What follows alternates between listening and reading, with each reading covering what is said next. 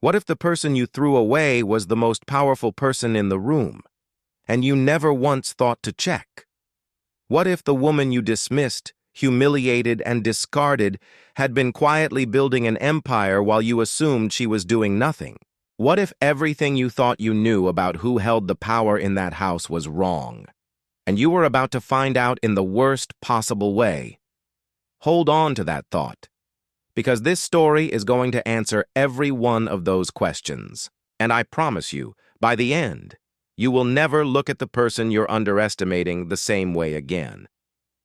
She was lying on cold cobblestones with her belongings scattered around her like confetti at the end of the worst party in the world. Her lip was split. Her ribs screamed with every breath. Above her, through the large glass windows of the house she'd cleaned and cooked in and made a home out of for 3 years, she could see her husband moving through the rooms, unhurried, turning off lights, heading to the kitchen, completely unbothered, as though he'd just finished a mildly inconvenient errand rather than orchestrated a brutal assault on his own wife. He had no idea what he'd just done. He thought he'd ended her. He had no idea he'd only started her. Her name was Natalie, and in exactly 7 days, she was going to own his house, destroy his career, dissolve his marriage, and put him in handcuffs. But we'll get to that. First, you need to understand how she got here, lying broken on the driveway of a life that had slowly, quietly become a trap. It started with rain. 4 years before the cobblestones, Natalie was standing on the corner of 5th Street in a downpour, wrestling with a cheap umbrella that had just turned inside out in a gust of wind. She was soaked, frustrated, and in the middle of deciding whether the umbrella was worth salvaging when a broad, black umbrella appeared over her head and a voice said, "Looks like you could use some help." She looked up. The man beside her wore a suit that cost more than 3 months of her rent. His smile was easy, confident, the kind that comes naturally to people who've never had to stress about broken umbrellas or wet commutes. His name was Armstrong, and he walked her to a coffee shop 2 blocks away, bought her a latte without asking what she wanted, and made her laugh despite being completely drenched. She gave him her number before she left, even though everything in her head told her that men who looked like him didn't genuinely fall for women whose umbrellas turned inside out in the rain. She was wrong about that. At least, she thought she was. Their first date was at a restaurant where the prices on the menu made her breath catch. She'd spent an hour beforehand researching the dress code and assembling an outfit from thrift store pieces she hoped looked more expensive than they were. But Armstrong made her forget to be nervous within the first 10 minutes. He leaned forward across the candlelit table with real attention, asking about her work, her ideas, her ambitions, and he actually listened in the way that people rarely do, with follow-up questions and genuine curiosity that made her feel, for the first time in a long time, like she was genuinely interesting. He told her she was wasted in a corporate structure that didn't know what it had. He said someone with her mind should be running things, not reporting to people who couldn't see her potential. The compliment settled warm in her chest like the wine she was trying not to think about the price of. When he asked to see her again, she said yes before he'd finished asking. 6 months folded into each other. Dinners, long walks, conversations that stretched past midnight into early morning. Natalie fell for Armstrong the way you fall into something inevitable. Terrifying and irresistible at the same time, like stepping off a ledge you didn't see coming.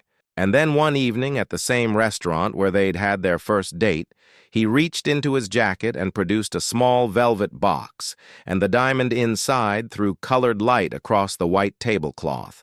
And Natalie was crying before she'd managed to form the word yes. Other diners applauded. It felt like a fairy tale.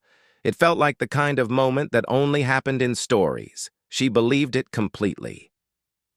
The wedding came 3 months later in a church filled mostly with Armstrong's friends and business associates. People who smiled at Natalie with polite eyes that asked quiet questions they were too well-mannered to say out loud. His hand squeezed hers during the vows, his voice steady and sure as he promised to love her through everything. She believed every word. She couldn't imagine a version of the man who'd walked her through the rain and made her laugh and listened to her like she mattered ever becoming anything other than the person standing beside her at that altar making those promises. The house he brought her to after their honeymoon was the kind of place that belonged in a magazine, all glass and marble and vast, echoing spaces that made Natalie's chest tighten with something between awe and anxiety. He carried her across the threshold over her laughing protests, and when he set her down in the marble foyer, she whispered that it was too much, that she couldn't contribute to a mortgage on something this large. He wrapped his arms around her from behind and told her she didn't need to afford anything. This was their home, their life together. She leaned back against him and tried to quiet the small voice in her head that warned her gifts this large usually came attached to something. 3 months into married life, that voice got louder. She was reading on the sofa one evening when Armstrong poured himself bourbon and settled into his leather chair across from her with the deliberate movements of someone who'd been rehearsing what they were about to say. "I've been thinking," he started, swirling the amber liquid in the glass. "You should quit your job." Natalie set her book down slowly. She'd just been promoted to senior account manager. The Henderson account, the biggest of her career, had just landed on her desk. She said as much. Armstrong nodded with the patient expression of someone explaining an obvious concept to a slow student. A man in his position needed a wife, who was fully present at home, he explained. Someone who could focus on building their family without being pulled in different directions. And besides, his voice dropped into something quieter and more dangerous. Her success made him uncomfortable. He couldn't have people thinking his wife was more capable than he was. It reflected poorly on both of them. She tried to argue. She tried to point out that 2 incomes were better than 1, that her career was something she'd built over 6 years and couldn't simply be surrendered because it inconvenienced him. But something in Armstrong's expression told her this wasn't a conversation. It was a directive dressed up in the language of discussion. When she asked what would happen if she refused, his eyes went cold and flat. "Then you're choosing your career over our marriage," he said, "and we'll need a very different conversation about what that means." The threat wasn't loud. It didn't need to be. She felt it land in her chest like a stone dropped in still water, and the ripples didn't stop. She submitted her resignation the following week. Her hands trembled as she signed the papers. Her manager looked at her with confusion and disappointment that made the whole thing hurt twice as much, and the first month without work felt like drowning in slow motion. Her days stretched out empty and endless, while Armstrong left for the office, and Natalie moved through vast, pristine rooms that barely needed cleaning, feeling the walls press closer with each passing hour. One afternoon, she opened her laptop. Not with a plan, just out of desperation, the need to fill the enormous silence where her purpose used to be. She started searching, scrolling, clicking through corners of the internet she'd never paid much attention to before. E-commerce.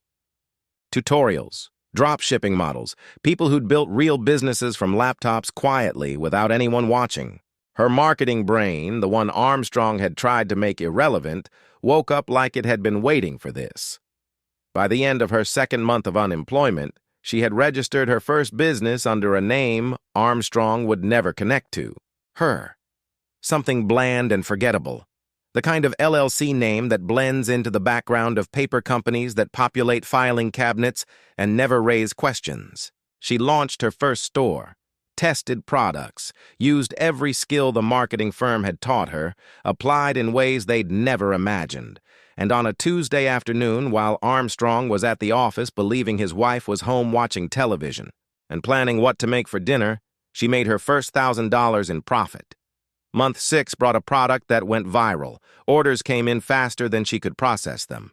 She hired her first virtual assistant. She worked in Armstrong's home office, the room he'd never once used, with the door closed and her screen angled away from windows. The business grew like something alive, each success generating capital that funded the next expansion. By the end of the first year, she had 6 e-commerce stores generating consistent six-figure revenue, all managed through a holding company. With bank accounts Armstrong had no knowledge of because he'd never asked how she spent her days, and she'd long since stopped volunteering information he didn't want to hear. Year 2 was about scaling. E-commerce profits funded real estate. Real estate funded stock portfolios. Stock portfolios funded startup investments.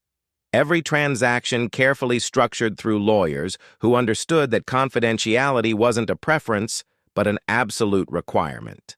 The numbers climbed past anything Natalie had imagined possible when she'd been sitting in that kitchen, staring at marble countertops, feeling the walls close in. And then, 18 months in, she crossed $1 billion in total asset valuation. She sat with that number for a long time, staring at the valuation report on her encrypted email, trying to make it feel real. The $10 billion milestone arrived on a Thursday afternoon, 6 months later, appearing in her inbox while she was stirring pasta sauce on the stove. She read it twice, set down the spoon, and stood in the kitchen of Armstrong's house, understanding that she had quietly built in 2 years what most people couldn't build in a lifetime. All of it hidden from the husband who'd told her to stop, working because her success made him uncomfortable. The man who came home each evening to a woman he assumed contributed nothing, who had no idea that while he was attending meetings and impressing colleagues, the woman serving his dinner had spent her afternoon deciding between acquiring a struggling manufacturer or investing in a biotech company with a promising pipeline. Armstrong had been changing for a while. She'd told herself it was work stress. She'd told herself his increasing distance was circumstantial, temporary, something that would correct itself. But her instincts had been saying something different for months, quietly and persistently, and she'd been choosing not to listen. The hotel receipt was folded small in the inside pocket of a suit she was taking to the dry cleaner on a Tuesday morning.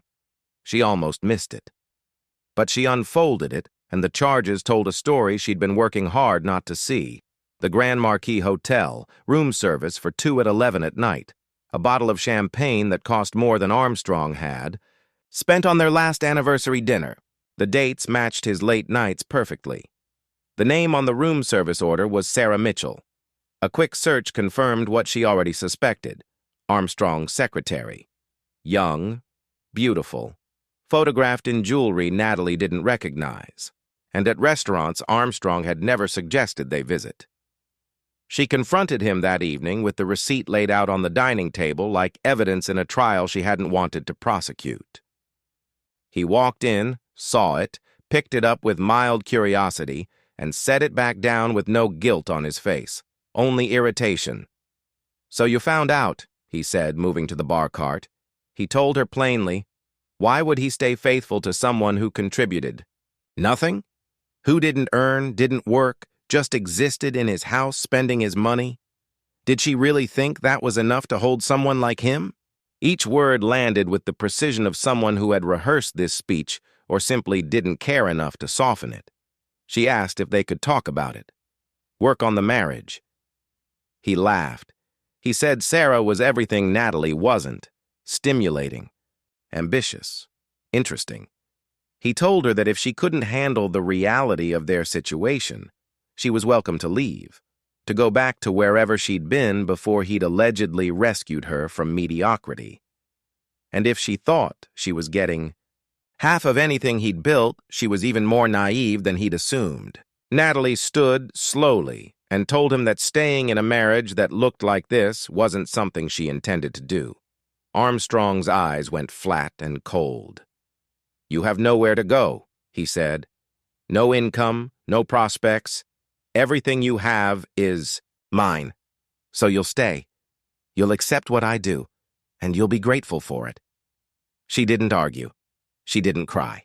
She turned and walked upstairs without another word, leaving him alone with his bourbon and his absolute certainty that he held every card in this game. He was wrong about that in ways he couldn't yet conceive. 3 days of icy silence followed.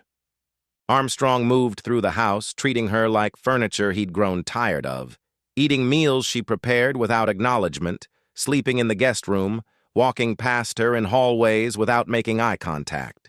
And Natalie spent those 72 hours in his unused home office, making encrypted calls, sending coded emails to lawyers and accountants whose names in her phone were so deliberately unremarkable that Armstrong had scrolled past them hundreds of times without curiosity.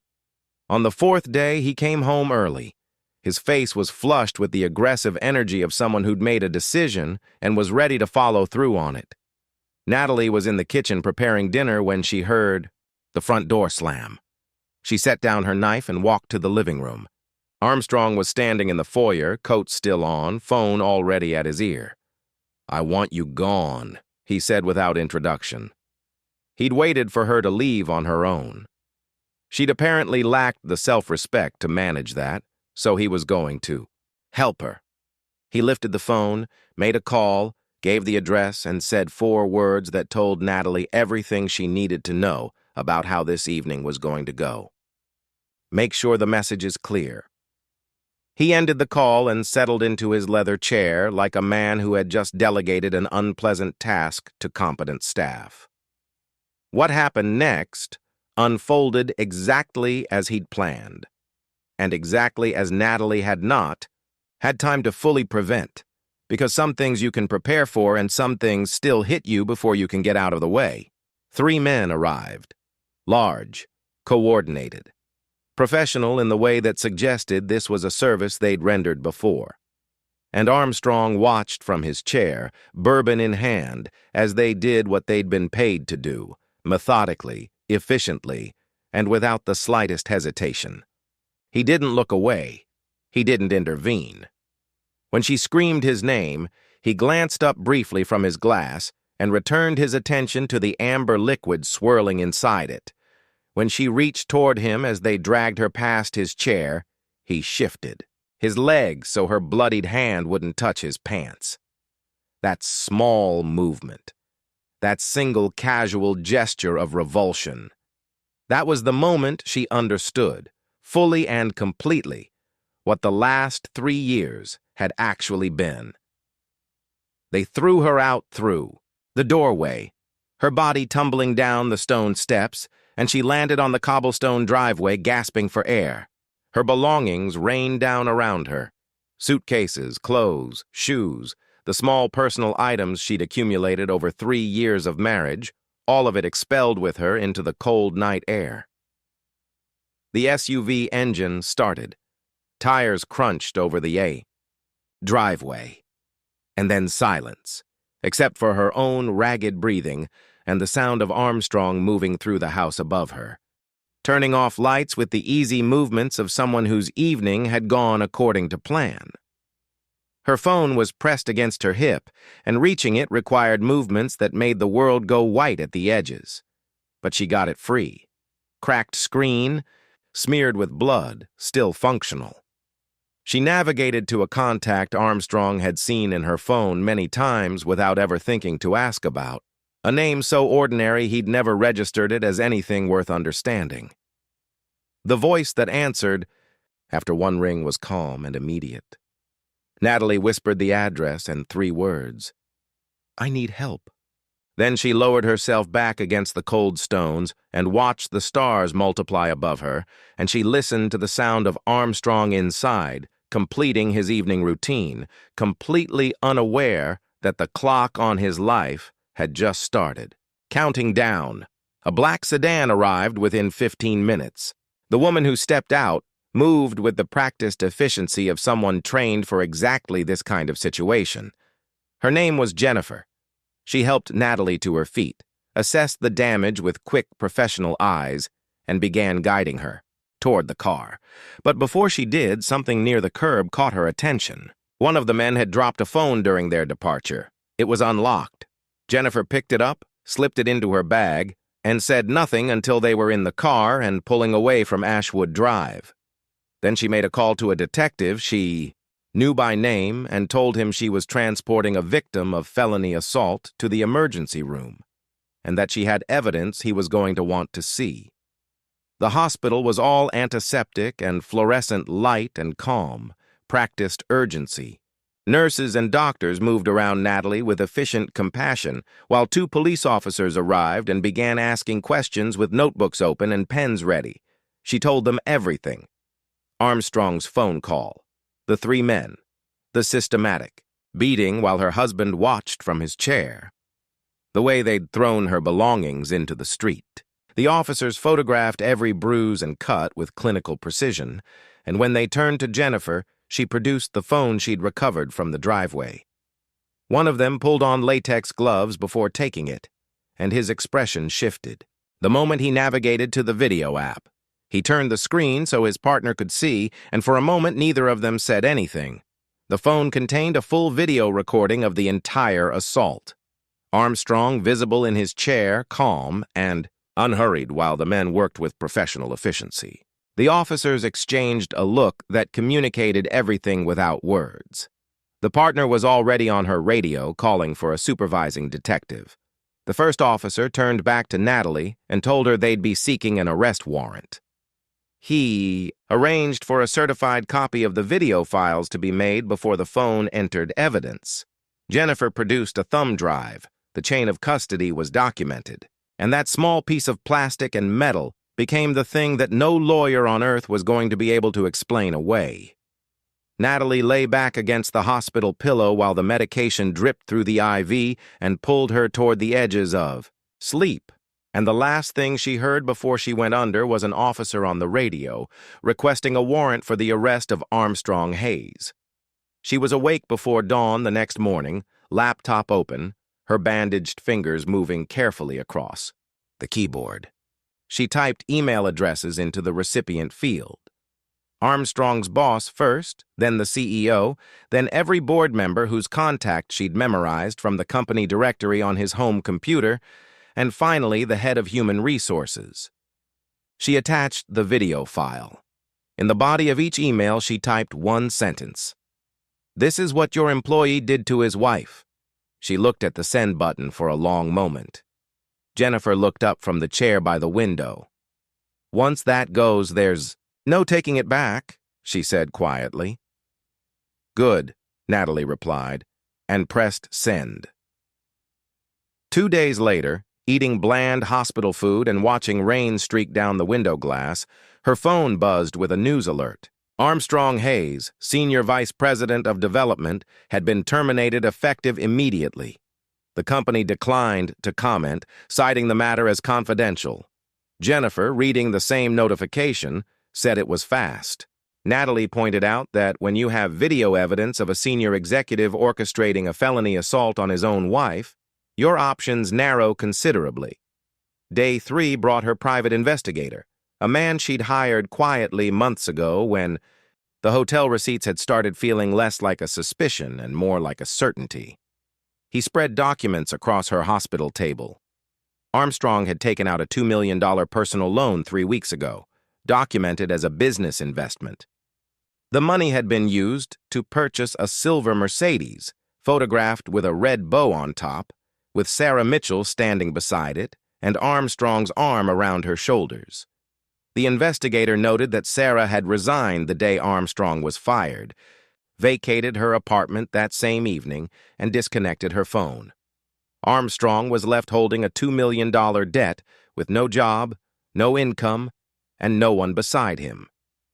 Natalie was discharged on day 4. She moved into a penthouse suite with floor-to-ceiling windows that looked out over the city spread below like everything she owned, because a significant portion of it was.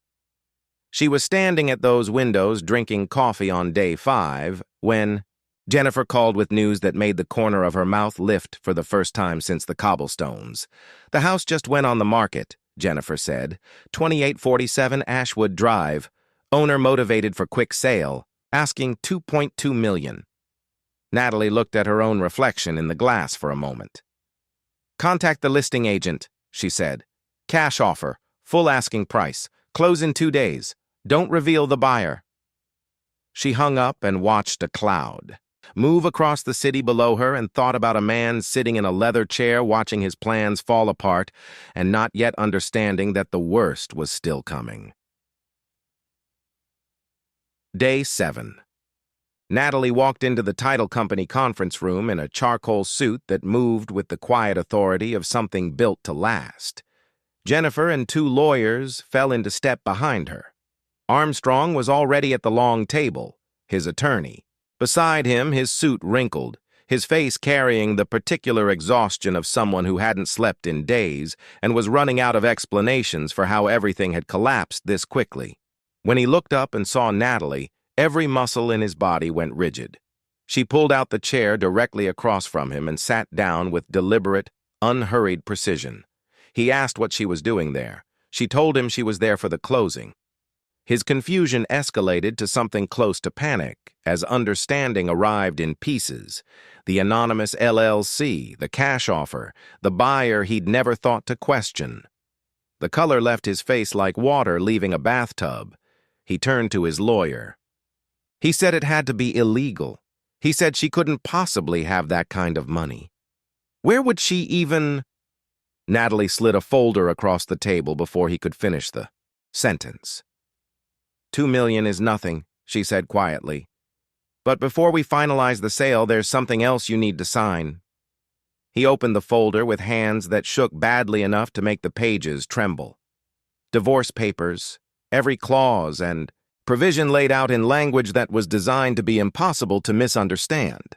She told him to sign the deed transfer and the divorce papers. She told him she'd consider not pursuing additional civil litigation if he cooperated. She told him he had destroyed his own life. She'd simply made sure the people around him knew what kind of man had been living inside it. He said, please. The word came out broken, barely held together. He said he'd made a mistake. He said he'd been angry. Natalie let him speak, and then she said quietly, without raising her voice even slightly, you sat in your chair and watched. You moved your legs so my blood wouldn't touch your pants. You had them throw me out like I was nothing. There is no apology that reaches that. He signed. The pen shook in his hand. Each signature looked like it cost him something physical. His lawyer pushed the deed transfer in front of him and told him there was no other option. He signed that too, and pushed the papers back across the table without looking up, and the room filled with the sounds of stamps and seals and the mechanical finality of official process. The conference room door opened. 2 police officers entered. Badges, handcuffs, the professional quietness of people who don't need to announce their authority because it's already in the room with them. One of them moved to stand directly behind Armstrong's chair. The sound of his name said in that formal, official tone made him jerk upright like he'd been struck. They told him to stand. He asked what was happening. They told him what it was, and then they told him his rights in the flat, practiced cadence of people who've delivered this particular speech many times, and the metallic sound of handcuffs. Locking into place was the loudest thing in the room. His eyes found Natalie's across the table. They held disbelief, rage, and the dawning understanding that this was real, that this was actually happening, that the woman he'd had beaten and thrown into the street in the dark was now sitting across from him in a $2,000 suit, owning his house, holding his divorce papers, and watching him get arrested in the same room where he'd thought he was selling the last thing he had left. The video shows everything, she said quietly, as the officers began guiding him toward the door. You, sitting there calm, while 3 men beat me unconscious. The prosecutor thinks you're looking at 15 to 20 years. He opened his mouth. Only a sound came out. And then he was through the door, his lawyer scrambling behind him, and the door clicked shut, and silence settled over the room like snow. Jennifer placed a hand on Natalie's shoulder. It's done, she said. 7 days, Natalie said. She looked, down at the deed in her hands, the document that made her the legal owner of 2847 Ashwood Drive, the house where he had watched men beat her while he sat in his leather chair. 7 days for him to lose his job, his money, his mistress, his house, his freedom. 7 days for a woman he threw out like garbage to become the person who took everything. She gathered her documents and walked toward the exit. At the door, she paused for just a moment, looking back at the room where Armstrong Hayes's life had concluded. Then she stepped out into the afternoon. The sunlight was warm on her face. The city hummed around her with the indifferent energy of a place that had no idea what had just happened inside that building, and didn't need to know. The woman walking away from the title company wasn't the person who'd lain bleeding on cobblestones 7 days ago, reaching desperately toward a man who moved his legs so her blood wouldn't stain his pants. That woman had been broken and discarded and left for the dark to sort out. The woman walking in the afternoon sun had built a billion-dollar empire in silence, had survived what was meant to end her, and had spent 7 days methodically dismantling the life of a man who'd looked at her and seen nothing worth keeping. He had never asked what she did with her days. He had never thought to check what the woman he'd silenced was quietly building. He had looked at her 1,000 times without ever truly seeing her, and that absolute, arrogant failure of imagination was what it had cost him everything. Here's the thing I want you to take away from this story, the thing that's worth sitting with long after you close this tab. We judge people constantly by what they're wearing, what job they have, how their life looks on the surface, what they've lost, what they seem to lack. We assume that the person who seems quiet has nothing to say. We assume the person who seems defeated has no fight left. We assume the person we're underestimating doesn't notice. But power doesn't always announce itself. Resilience doesn't always look like resilience when it's being built. And the person you dismiss today might be the one with every card in their hand tomorrow. Never confuse someone's current circumstances for their ceiling. Never mistake someone's silence for surrender. And never assume that because someone seems to have nothing, they are nothing. If this story hit different for you, drop a comment and tell me which moment got you most. Share it with someone who needs the reminder. And subscribe if you want more stories like this one, because we're just getting started. See you next time.